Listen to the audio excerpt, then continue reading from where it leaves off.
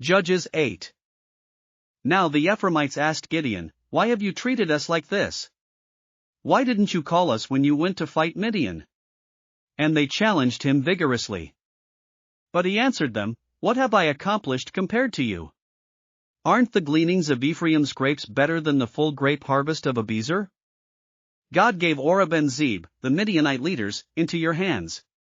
What was I able to do compared to you?" At this, their resentment against him subsided.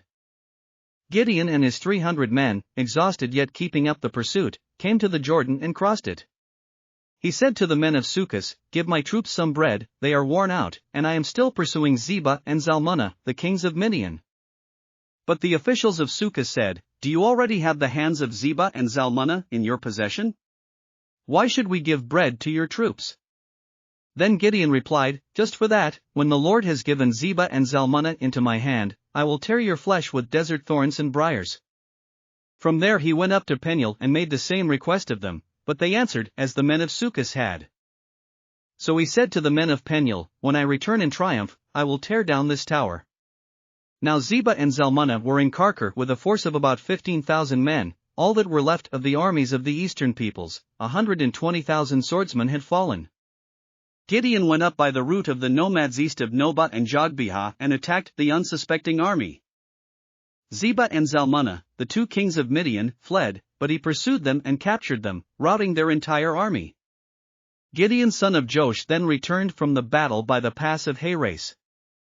He caught a young man of Succos and questioned him, and the young man wrote down for him the names of the 77 officials of Succos, the elders of the town. Then Gideon came and said to the men of Succos, "Here are Zebah and Zalmunna, about whom you taunted me by saying, 'Do you already have the hands of Zebah and Zalmunna in your possession? Why should we give bread to your exhausted men?'" He took the elders of the town and taught the men of Succos a lesson by punishing them with desert thorns and briars. He also pulled down the tower of Peniel and killed the men of the town. Then he asked Zebah and Zalmunna, "What kind of men did you kill at Tabor?" "Men like you," they answered, "each one with the bearing of a prince." Gideon replied, "Those were my brothers, the sons of my own mother. As surely as the Lord lives, if you had spared their lives, I would not kill you." Turning to Jether, his oldest son, he said, "Kill them." But Jether did not draw his sword, because he was only a boy and was afraid. Zebah and Zalmunna said, "Come, do it yourself. As is the man, so is his strength." So Gideon stepped forward and killed them, and took the ornaments off their camels' necks. The Israelites said to Gideon, "Rule over us, you, your son and your grandson, because you have saved us from the hand of Midian." But Gideon told them, "I will not rule over you, nor will my son rule over you. The Lord will rule over you." And he said, "I do have one request, that each of you give me an earring from your share of the plunder." It was the custom of the Ishmaelites to wear gold earrings.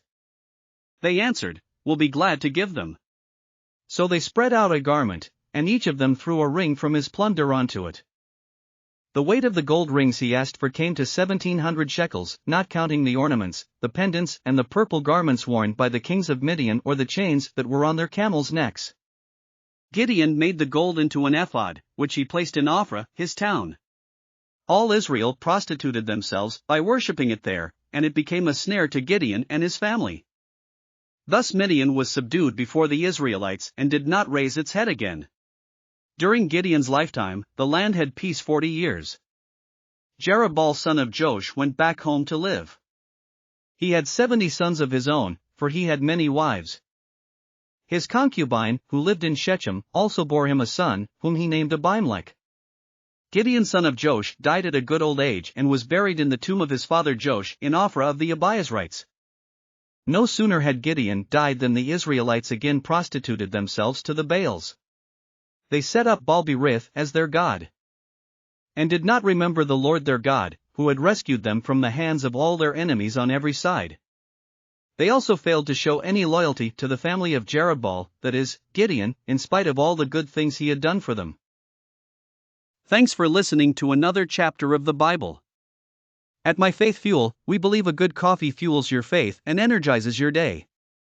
Please visit myfaithfuel.com to explore our delicious coffee blends. Part of each purchase goes to training worshipers around the world. Thanks for listening.